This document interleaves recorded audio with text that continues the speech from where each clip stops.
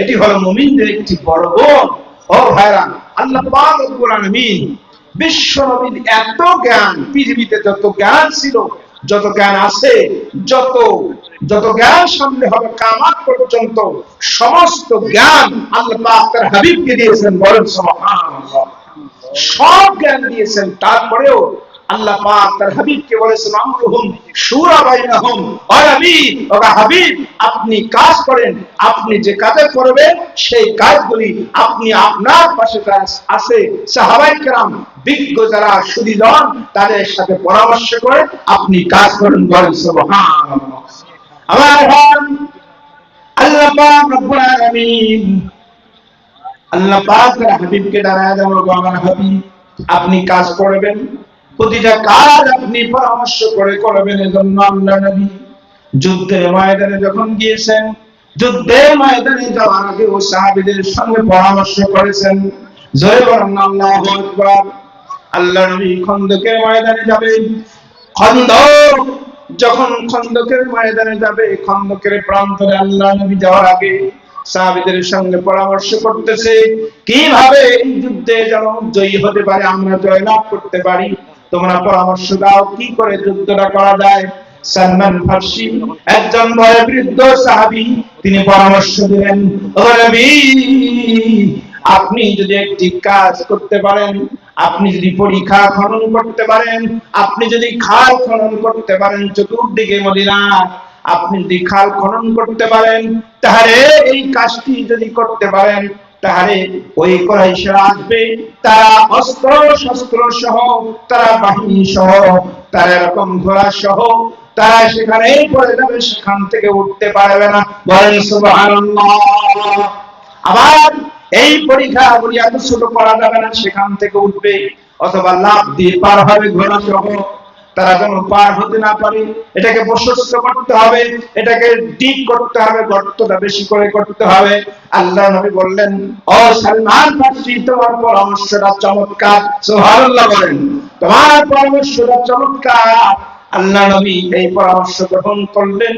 আসলে এই যুদ্ধের ময়দানে যখন এভাবে পরীক্ষা খনন করলেন, খন্দকের যুদ্ধ যখন হয়ে গেল, এবার কাফের মুশরিকরা যখন কুরাইশ এসে দেখলো আরে বিশাল চতুর্দিকে খনন করা, পরীক্ষা খনন করা, তারা এটা দেখেই বিনা যুদ্ধে তারা সেখান থেকে চলে গেছে।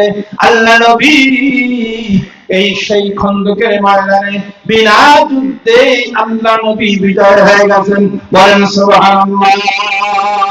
তাহলে পরামর্শ করলে বলেন লাভ আছে না নাই? বলেন লাভ আছে না নাই? আল্লাহ নবী শুধুমাত্র যুদ্ধের ময়দানে না, আল্লাহ নবী এমনকি পরিবারেও পরামর্শ করেছেন। মেয়েকে দেখেছেন, ফাতেমা তোমাকে বিয়ে দিব, এই এই এই পাত্রগুলি এই পাত্রগুলি আমাকে প্রস্তাব দিয়েছে, তবে আলী তার বিশেষ কিছু গুণ আছে।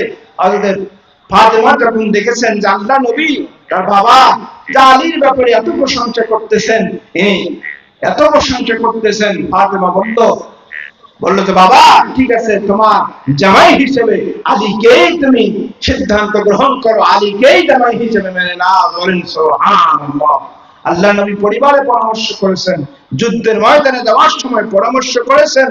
আল্লাহ নবী এভাবে সব সময় পরামর্শ করেছেন। এমনকি গুরুত্বপূর্ণ একটি হাদিস, গুরুত্বপূর্ণ একটি তথ্য যেতে চাই, সেটি হলো আল্লাহ নবী যখন আযান প্রচলন শুরু হয়ে গেল, এই যে মুয়াজ্জিন আযান দিচ্ছে, এটা কিভাবে আসলো? এটাও হাদিসের ভিতরে আসে যে এটাও পরামর্শের ভিত্তিক, পরামর্শ করে এই আযান প্রচলনটা আসে। বলেন সুবহানাল্লাহ। আল্লাহ নবী সাহাবীদেরকে নিয়ে পরামর্শ করতেছেন। আমার সাহাবায়ে কেরাম বলো কিভাবে মানুষদেরকে নামাজের দিকে আহ্বান করা যায়। তখন তো মাইকের ব্যবস্থা ছিল,